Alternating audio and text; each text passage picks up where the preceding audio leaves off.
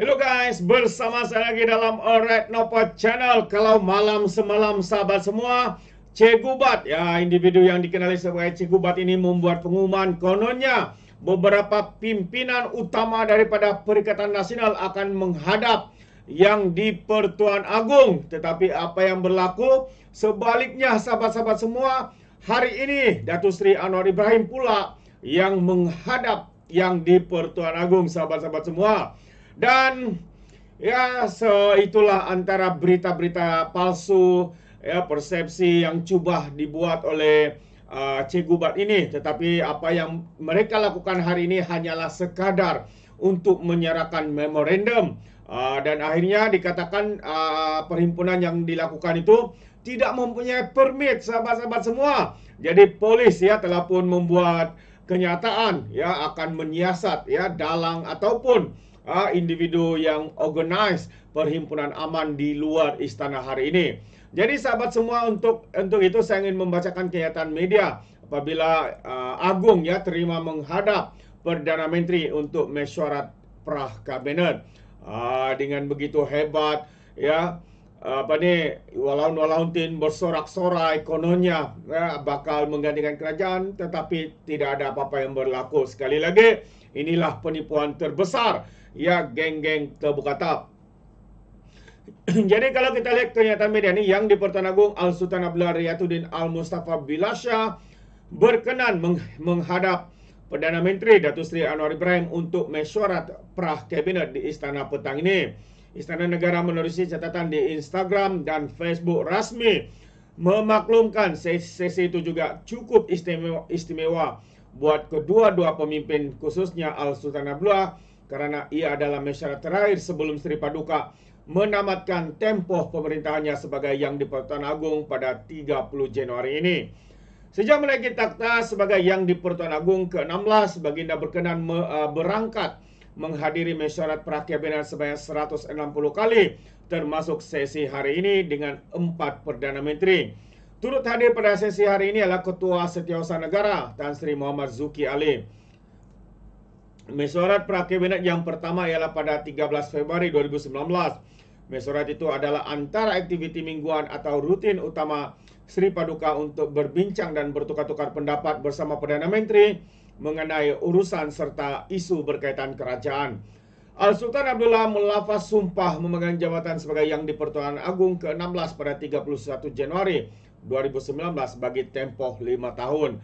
Jadi ia akan berakhir pada 31 ini, dan Yang di Pertuan Agong yang baru ya akan mengangkat sumpah sahabat-sahabat semua, yaitu Sultan Johor.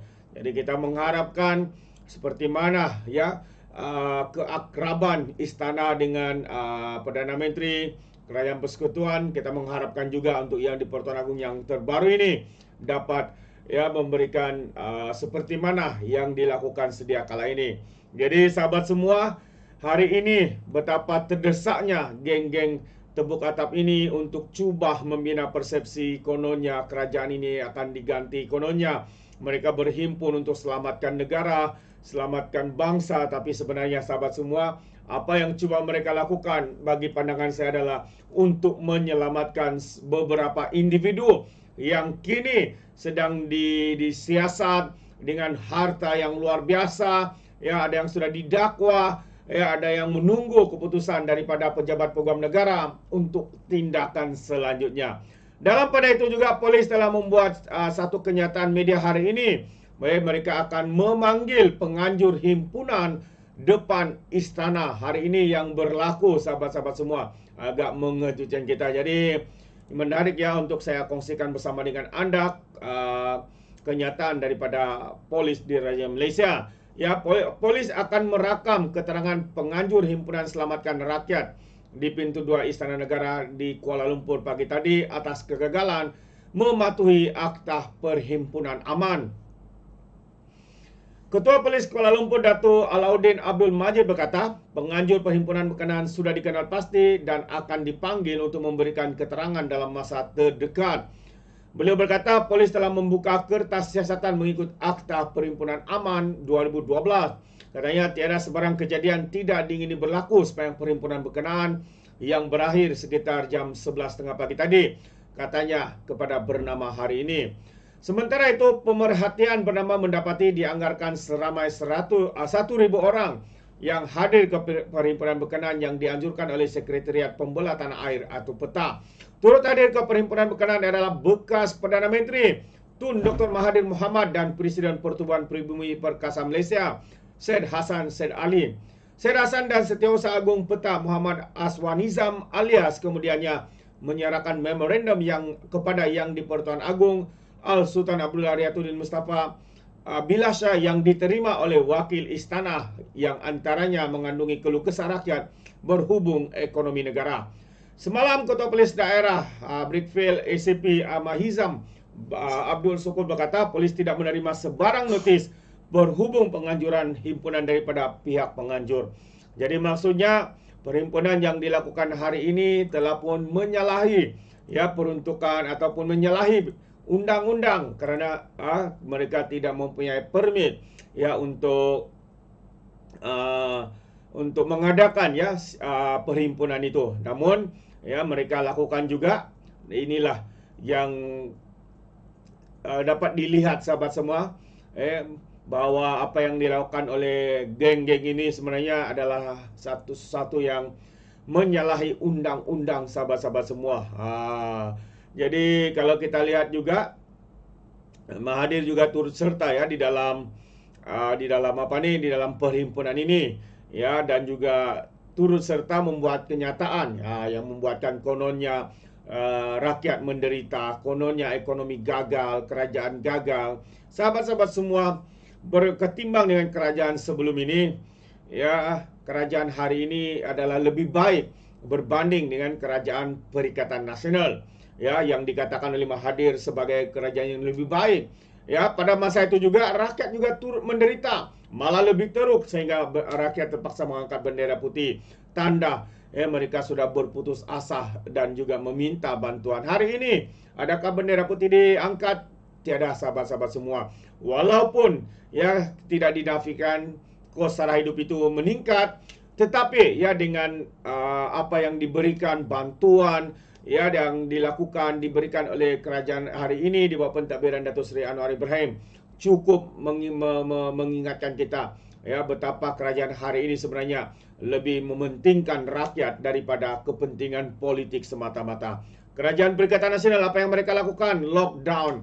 Apa yang mereka lakukan? Istihad darurat. Rakyat tidak boleh ke mana-mana. Putus hubungan di antara suami isteri kerana begitu tegangnya ketika itu, dan punca pendapatan, ramai yang hilang pekerjaan, ramai juga yang menghabiskan nafas mereka kerana tertekan dan sebagainya. Jadi sebenarnya mana yang lebih teruk? Bagi saya kerajaan yang lebih teruk adalah Perikatan Nasional ketimbang dengan kerajaan hari ini. Dan kesannya hari ini adalah kesan daripada kerajaan sebelum ini yang gagal menjaga kebajikan rakyat. Namun hari ini sedikit demi sedikit perubahan itu kita lihat, walaupun bukan dengan cara yang sepantas seperti yang kita harapkan, tapi sebenarnya usaha dan juga dasar dan juga inisiatif yang sedang dilaksanakan oleh kerajaan hari ini cukup memberikan nafas kepada seluruh rakyat Malaysia, khususnya golongan B40 dan juga miskin tegar. Jadi terima kasih sahabat semua kerana mendengar update hari ini. Cikgu bercakap akan pemimpin seperti Hadi akan menghadap Yang di-Pertuan Agong, tapi rupa-rupanya sahabat semua itu hanyalah berita palsu. Mereka hanya menyerahkan memorandum kononnya mau selamatkan negara. Tapi hari ini sebenarnya bagi pandangan saya ini adalah acara untuk menyelamatkan kroni-kroni mereka-mereka yang sedang didakwa, disiasat dan sebagainya. Itu pandangan saya. Bagaimana dengan anda sahabat-sahabat di luar sana? Adakah anda setuju atau tidak? Anda boleh berikan komen dalam ruangan komen. Jadi terima kasih. Izinkan saya untuk mengundurkan diri. Dan seperti biasa, peribahasa mengatakan tapapun kangkap, 2 ton keinginan. Dalam bahasa Melayunya, tepuk dada, tanya selera. Sekian saja daripada Orang Dapat Channel. Kita berjumpa lagi. Bye-bye.